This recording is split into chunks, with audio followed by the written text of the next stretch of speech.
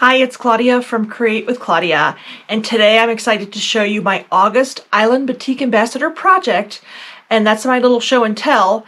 And then I just want to introduce you to a new block I have for sale over on my Etsy shop.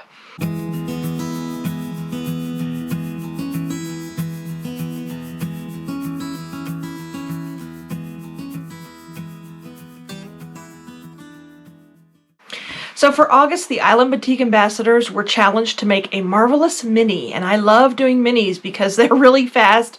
Well, they're not always really fast, but they're just fun to make. So I wanted to show you, this is my marvelous mini, and it's made up of 4 blocks. They all measure 5.5 inches finished, 6 inches when unfinished, and I just love the way this turned out. It's a paper pieced block that I designed myself, and the fabrics I used are all Island Batik solids. If you've never used their solids, I urge you to give them a try. They are so nice. The weight is nice, the hand is nice, they quilt beautifully, and they have really rich and saturated colors. For this, I used black, they're dark gray, they're fuchsia, which I got in my last Island Batik Ambassador shipment. Gorgeous, gorgeous fuchsia, and then white. And I just wanted to really make this pop, sort of a modern look. Again, very easy to do for paper piecing. Let me just show you. This is the individual block. Here it is, I made it for you. And this video in a few seconds is going to show you how to just assemble this. Again, it is for sale on my Etsy shop. And you can make one block, it's 5.5 inches finished. So here again is my mini. Absolutely love it. I'm going to hang this up, I think, in my studio just so I can see it. It measures about 11 inches square when done. And like I said, I used 4 of the blocks. I used the Island Batik solids that I showed you a minute ago. For the batting, I used Hobbs fusible. I absolutely love that batting, especially for a small project like this. It's perfect. I don't have to baste it. I just use that fusible batting. It's easy to sew. It doesn't slip, and it made it really easy to quilt this. I also used 2 different Aurifil threads, a dark gray and their purple. I think that was what it's called, purple. Perfect match to this. And then I do want to show you the back really quickly. I had some fun with, here's the back of it. I used dark gray solid. And then for the binding, hopefully you can see this. I can look in my monitor. You can see I hand stitched the binding down and did sort of some big stitch X's. So for this month, thank you so much to Island Batik, to Aurifil thread, and to Hobbs batting to help me make this fun little mini quilt. So I have my pattern, it's ready to go. I've cut my strips, the sizes I need. I have a ruler with a 1/4 inch seam allowance, and then I have my rotary cutter. I like my quilting ruler. It's nice and high, so I can trim these up not really nicely. And I'm just going to show you really quickly how to paper piece this block. This is not a difficult block to do. So the first thing you're going to do is put your strips aside and just cut out, I leave like a 1/4 inch around the edge.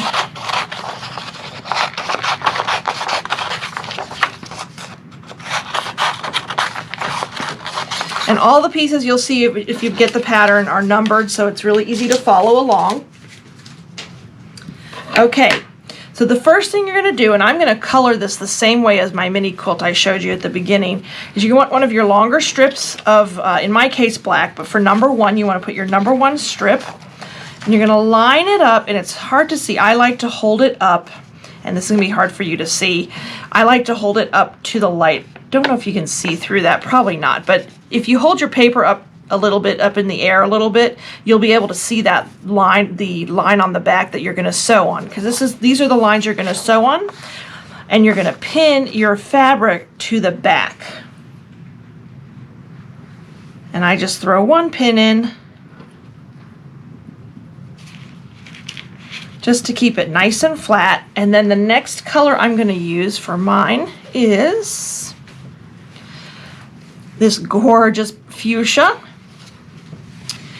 And because I lined it up on the one edge, and I like to double check. I do a lot of double checking when I paper piece. Just going to line it up on that edge. Getting rid of all, this is not, there we go. And I like to overlap the pattern. It's just the way I like to do it. You definitely want to cut your strips long enough so they're going to cover that seam allowance. But you're just going to sew down, you're going to flip it over. Now, you can pin or not. These are small pieces, but this way they won't slip. Nice and tight. And then I flip it over and I'm going to sew along the left side of number 1 first.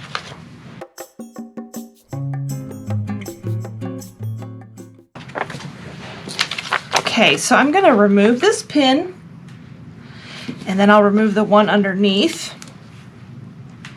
And then what I do is I'm going to flip it over. You can see where I sewed right down that line. I did shorten my stitch length. That's really important when paper piecing, is you want to shorten that stitch length. And then you're going to fold this back. And it folds really nicely because you have that nice stitch on there. Now you can see where I'm really tight on here. That's fine though. You're going to take your ruler. In this case, it works out fine. Usually the first piece you add works out just fine. Line up your 1/4 inch along that fold. And then if needed, in this case it's not needed, you're going to trim that back. Okay, and then unfold it and then press it back. Now, because this is a symmetrical pattern, in my case, let me just show you this one here. See how it radiates out in the same color? What I like to do is I add 2 strips just for time saving. I will go ahead and add the second strip before I actually go over to my machine, to my ironing board and press this out. But I do press in between each, I'll finger press it out just so it doesn't get caught when I'm sewing. So you're going to add the next strip, and I add it on the opposite side. And we want another purple one. And this is much bigger than I need, which is fine. That's, for me, it's fine for this one. But you're going to have to, again, use that light behind you. If you have a light box, that's even better. And you're just going to line it up, giving you that 1/4 inch. And I hold it up. I sometimes hold it up to the light bulb just so I can see. It's hard to see on the camera. I give myself, because this is a mini, I give myself a lot of extra fabric. Another way I can sort of eyeball it is if I follow the line here, I can see where that edge is going to be long enough, that I'll have a big enough seam allowance. So that one is good. That's sort of my trick for doing this. And then I'm going to pin.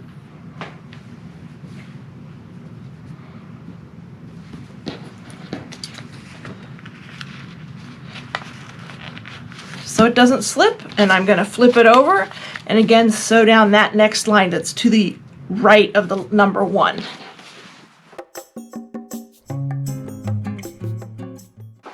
Okay, so you can see now I've sewn to the right of the number 1, removing that pin, and now you can see where I have a whole lot of fabric to cut off. So I'm going to fold this back. Press it. I like to finger press that down. One thing is that's going to really help when you're removing the paper later. Line up. You're going to get that 1/4 inch seam allowance. See how much fabric, extra fabric. I like a lot of extra fabric. That's just me, especially with a mini. Trim that away. See, you had not too much purple, but a lot of black. And now you're just going to press this, and see you already have that black strip in the middle. And I'm going to finger press it. I actually am going to take this over to my pressing surface and press these out really quickly. All right, so I nicely pressed it, and now the next color we're going to do is white, and I'm going to add one on each side before I go and press. And again, we're just going to sort of eyeball it. You can kind of guess. This is how I do it, because I do like that extra fabric, if that makes sense. Again, I hold this up, I lift it up, and I sort of peek through. Depending on your the color fabric you're using, you can see through to the paper, to the back side, excuse me, to the fabrics, and that helps. And then I line it up, and again I'm going to sew down, this time to the left. I'm going to sew down the next one. It's to the left of the number 3 because we're adding the 3rd piece. All right, so now you can see where I've sewn down that. Nice and perforated. Remove that pin. Flip it over. But first, remember, we got to cut that away first, so don't flip it over yet. Fold it back. It's nice. This is nice and easy straight seam, so it's no problem folding it back. Just always make sure that the other one isn't caught underneath, because I did that when I was making that quilt. I did that once where I cut off a whole strip, which was a pain. Line up that 1/4 inch seam. Marker. Cut it away. You can see I lined up the white pretty good. All right, and then fold that back, and then we're going to add the other white one on the other side. And this is how we're just going to keep, I'm just working my way out. I do both sides at the same time only because it saves me some time on pressing. And it just, I don't know, that's the way I like to keep organized. Of course, that's up to you, but that's how I numbered it, 1, 2, 3, 4. So that's, I just find that the easier way to do it. So the one thing I do want to show you really quickly before I keep going, when I sew beyond that 1/4 inch seam allowance line. That's that thick, dark, the thicker line here. That's my 1/4 inch for the block. I sew about another 1/4 inch beyond that on both ends.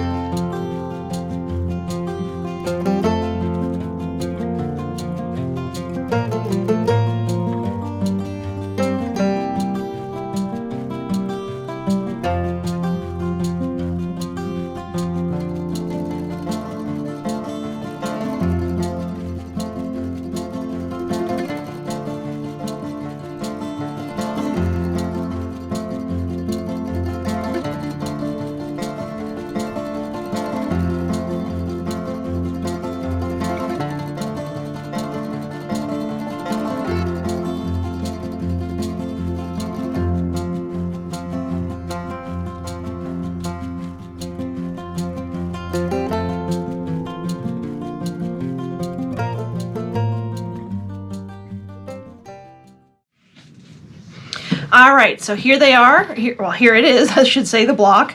Now we have to trim it down because it kind of looks like a skirt or something, or a dress, but we're going to flip it over, and you're just going to trim on the outside of that the darker thick line. That's my 1/4 inch seam allowance. And when finished, this block will measure 5.5. So it should measure, depending on your printer and what your settings were, it should measure 6 inches when you print out the paper. And that can vary, as people know, widely with printers. So, all right, so when I trimmed it, I realized I didn't trim the one side right. That's how you get that is how you make a mistake. All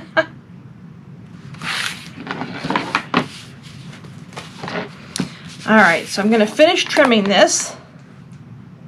Again, you're trimming to the outside of that thick, let me just get a seam ripper here so you can see it.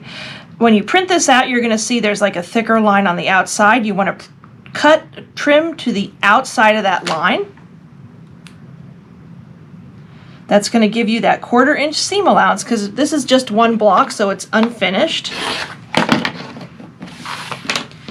Just keep working your way around, and there we go. So there's all the trimmings. Flip it around, and there you have it. There is your Radiant Stripes paper pieced quilt block. Make a little coaster. It's 5.5 inches finished, 6 inches unfinished. So this should be about 6 inches. Again, check your printer settings, and if you need to tweak it a little bit, you might have to, or you can just go with whatever you want. You can also make this bigger if you have the printer capabilities, or smaller if you want to go super mini. Here it is again. I made 4 blocks to make this quilt. Lots of fun, lots of possibilities. And so here's one more look at this paper piece block. Again, it's available over on my Etsy shop, Create with Claudia. I hope you give it a try. It's lots of fun. It's pretty easy. I think a beginner who has some experience could do this. It's all straight line stitching like I showed you. So I think with a little bit of experience, a beginner could do this too. I'd love it if you'd hit that subscribe button. I do all kinds of free patterns, tutorials, tips, that kind of thing. Thank you so much for watching, and have a great day.